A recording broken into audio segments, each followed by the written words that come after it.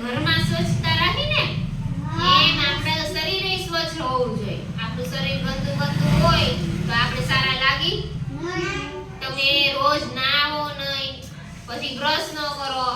Brush ન કરી તો શું થાય?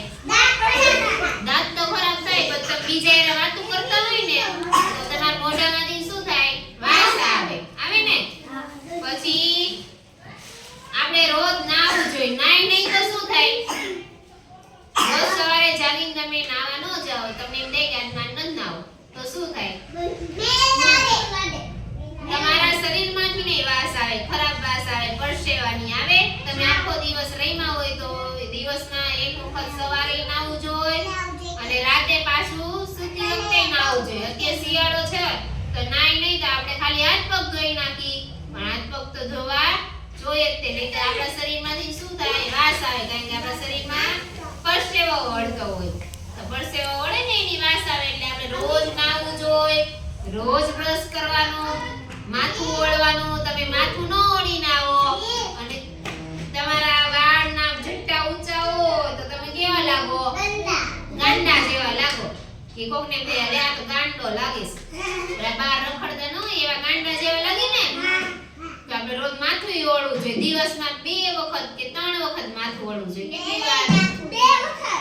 2 કે 3. સવારે નાઈ લ્યો એટલે માથું ઓળવાનું, અહીંયા આવો ત્યારે માથું ઓળીને આવવાનું. પછી પાછા સાંજે જાગો, બહાર રમવા જાઓ ત્યારે માથું ઓળીને રમવા જવાનું. એટલે માથું આપણું સરસ હોવું જોઈએ તો આપણે સારા લાગીએ. નહીં તો ગંદા લાગી. પછી તમારા બધાના નખ કાપવા પડે. નહીં તો તમે વસ્તુ કાઈ પણ આમ કરીને ખાઓ અને તમારા નખમાં ધૂળ ભરી હોય, એ ધૂળ ખાવામાં આવી જાય, તમે ખોરાકમાં ચોટી જાય. પછી તમે ખાઓ એટલે ક્યાં જાય ધૂળ? પેટમાં. પછી તમને દુખે. જો હવે અહીંયા જો આ શું કરે છે? નાઈ છે. આમ બેસી જા. નાઈ છે તો રોજ નાવું પડે, ઘસીને નાવાનું. પછી જો આ પાણી ભરીને જાય છે, ટોયલેટ કરવા જાય છે તો જાય છે. આ છોકરી ટોયલેટ કરવા જાય છે તો ન્યાય પાણી નાખવું પડે. આપણે પીપી કરવા જાય, છી કરવા જાય, એમને પીપી કરીને છી કરીને આવતા રહો અને તમારું પીપી તો એમને ન્યા પડ્યું રહે તો સારું લાગે? તમે પાછા જાઓ તો ન્યા કેટલા બધા મચ્છર થઈ ગયા હોય, આખું ટોયલેટમાં વાસ આવે, થાય ને એવું. એટલે શું કરવાનું? પાણી નાખવાનું. પછી જો આપણી આજુબાજુ ક્યાંય પણ કચરો હોય તો શું કરી નાખવાનો? વાળી નાખવાનો, સાફ કરી નાખવાનું. વાળે છે આ છોકરો હોય કે છોકરી? એમ નહીં કરવાનું કે હું તો છોકરો છું તો હું કામ વાળું, મારી તો મમ્મી ને મારી તો બેન જ વાળે. એવું નહીં કરવાનું. છોકરાઓએ વાળી નાખવાનું. કચરો આપણે દેખી જાય તો વાળી નાખવાનો. હા. પછી પાણી હંમેશા માટલામાંથી લઈ તો કા નળ હોય તો નળ ચાલુ કરીને ગ્લાસ ભરવાનો.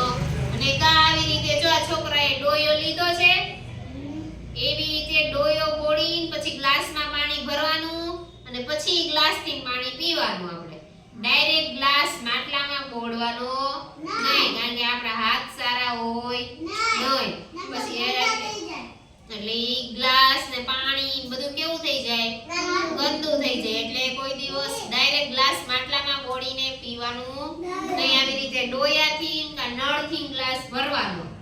પછી હંમેશા કચરો ક્યાં નાખવાનો? કચરા પેટીમાં જ. ક્યાંય પણ ડસ્ટબિનમાં જ ફેંકવાનો. ક્યાંય પણ કચરાનો હાલો ભરીને ઘા કરી દેવાનો નહીં. અહીંયા ઊભા ઘા કરી દેવાનો નહીં. ક્યાં નાખવાનો? આપણી કચરાની ડોલમાં. નહીતર આપણી શેરી ગંદી લાગે, થાય ને એવું. પછી આપણી શેરીમાં માખી મચ્છર થાય.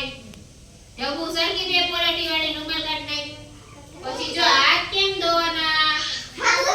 સાબુથી ઘસીને ધોવાના. એટલે આપણે ધૂળ બધી નીકળી જાય. અને